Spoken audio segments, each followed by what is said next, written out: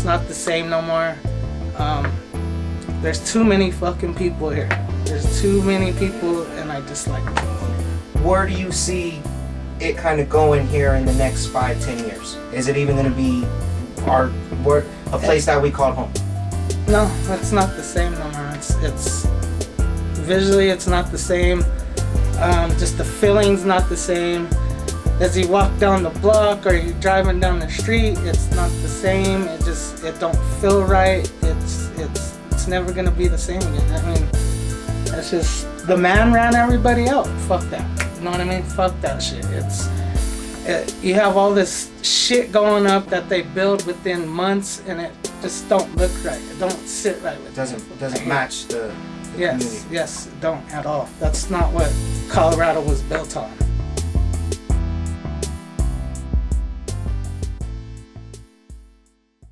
My name is Don Mays. My wife and I opened up our business in 1986 after having been in the real estate business for about 10 years. My name is Elizabeth Cardenas Avila. My husband is Ismael Avila. We have lived in this house since 1987. Okay, May 21st exactly of 1987. Our first home we purchased for $28,500. 2 years later, it was worth $60,000. So we thought we were gurus. Okay, I paid $87,000 back in 1987. It's worth at least $500,000 right now, and believe it or not, that's what these houses are going for. It was a difficult and a very hard period. Homes, however, were relatively inexpensive. An average home in Northwest Denver was somewhere between $25,000 and $50,000. Okay, that's what our market was in Denver when we started in the business. Those same homes now are selling for $400,000, $500,000, $600,000 now. So everything has inflated. I'll give you an example. One of our buildings, our office building on 39th and Tennyson, 3931, we purchased from the city for $65,000. That building now is worth about $1.6 million. So inflation has done dastardly things to succeeding generations. Well, I could tell you that financially, like I said before, for homeowners such as myself, it only benefits us if we're going to sell. Okay, people that want to buy a home around here, they can't afford it unless, again, you're an engineer. And believe it or not, those are the types of people moving in here. I feel sorry for a millennial now because it's extremely difficult for them to tie themselves down to a first-time home. It's becoming extremely difficult for people of color, primarily, Latinos and Black people, to afford a home. It just has gotten so ridiculously expensive. I can't imagine what that has done to all of our neighborhoods. We can certainly feel it in the infrastructure. If you drive down the interstate, it takes you an hour and a half to get across the city. So a lot has changed in the 40, 50 years that I've been in Denver. When I came to Regis in 1965, they had just finished I-70 to Federal Boulevard.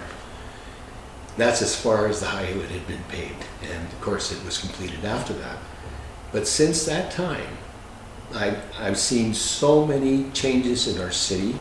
Personally, what I've seen is that it's becoming increasingly difficult for younger people, millennials in particular, to buy homes. And I see that pretty soon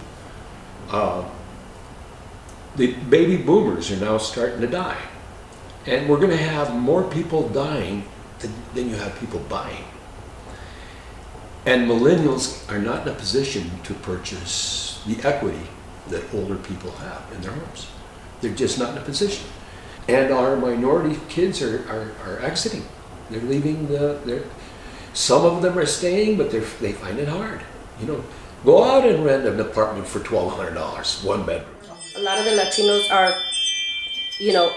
kind of moving out, and all the transplants, as we call them, are moving in.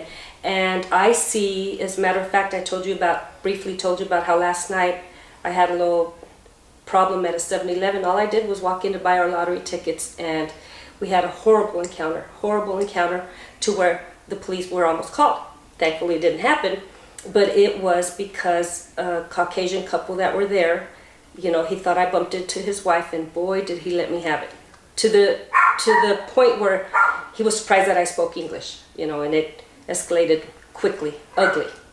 And those things are the things that I see happening here. I feel like if you are at a store and, you know, around here, they kind of belittle you. Maybe it's just what I feel, but I see it. So that's the negative. And then he says, I started doing a project, and I brought out some stuff out here, and then all of a sudden, he says, one of my neighbors called the city and complained about me. And he says, I've lived here for 50 years.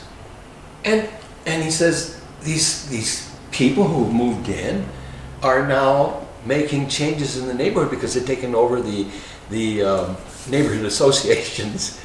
Now, I think what's happened in our communities, however, is that it's eroded our political base. It's eroded a lot of our neighborhoods in such a way that makes you feel like a stranger in your own neighborhood. As a matter of fact, last night when we were arguing, you know, I told him, you don't know us. We've lived here all our lives. And his answer was, get used to it because we're here now. I mean, it was ugly, very ugly. So I do see that happening. You know, I see that happening quite often. All of the Hispanic representation that we had in Northwest Denver, well, that's all gone. We still have a city council person, but we don't have a core like we had at one time. And I think that's largely as a result of gentrification. And it's really kind of tragic because once a family that has their home paid off, once they sell in Northwest Denver, in all likelihood, they're never going to come back because they won't be able to afford it. For me, if I were to sell any year here in the near future, and if the prices keep going up, I know I can get good money for this house. I think that all of what's happened in Northwest Denver, it's wonderful, the volume and the amount of money that's coming into the communities, but it does have its downside. The upside, of course, is we get more rent. The same apartments I used to rent for $300 now are renting for $1,100. 5 to 10 years, I see a lot of those condos that they're building right on across the street from Zunai Park. There used to be a church. They're knocking that down and they're building condos.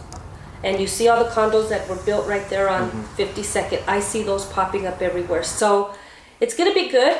It kind of doesn't match the area because, you know, these are older homes, mature landscaping areas. Then you have those massive condos. We were lucky if we got $10 a foot on our space on Tennyson. Now we're getting $40 a foot.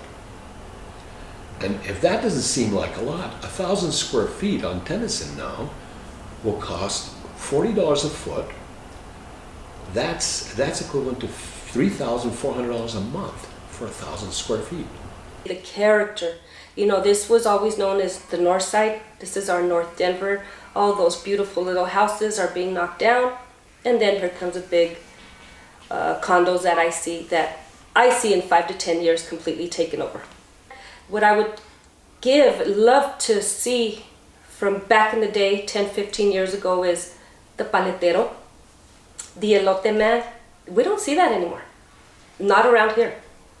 Those things are, you know, they were good. They were good because it made you feel like, wow, we're in the neighborhood, this is our home, and then the people were helping themselves out as well. You know, selling their paleta, selling their elote. And the only place I see them anymore is off of Alameda on South. Sociologically speaking, I think it hurts our people because they're forced to migrate elsewhere because the economy gets so bad. It just happens. That's how we lost a lot of our lands in the Southwest to the Anglo. They simply raised the taxes, and we didn't understand. And before you know it, our people were sheep herders, and they'd take our land and the sheep. Right here on 52nd and Pecos, there was a barn. Remember, it was a merry-go-round? It was put on the market for $200,000. It was snatched up from a man, just bought it, put it back on the market for $750,000 within a matter of weeks, like 2 weeks. So that should tell you right there. And I think what they're going to do, because it's kind of a shady area, I think they're going to knock it down and watch. You'll see more condos going up. It's a law of supply and demand. If you have too great a supply and not enough demand, the economy is going to remain poor. It's the same thing. Well, that's what happens in real estate. If you have, I remember when we had 4,000 or 5,000 homes on the market at all times. Okay? Now, because the market has been so good, and what happens is that the demand for something that becomes rare, the value increases. The opposite happens when you have too abundant a supply of homes. And I think that's what's going to happen, because eventually you run out of people who can afford those homes, okay? And then all of a sudden you're going to have the market flooded with homes that are overpriced that have to come down. So what's really happening in the Northside? Is it good?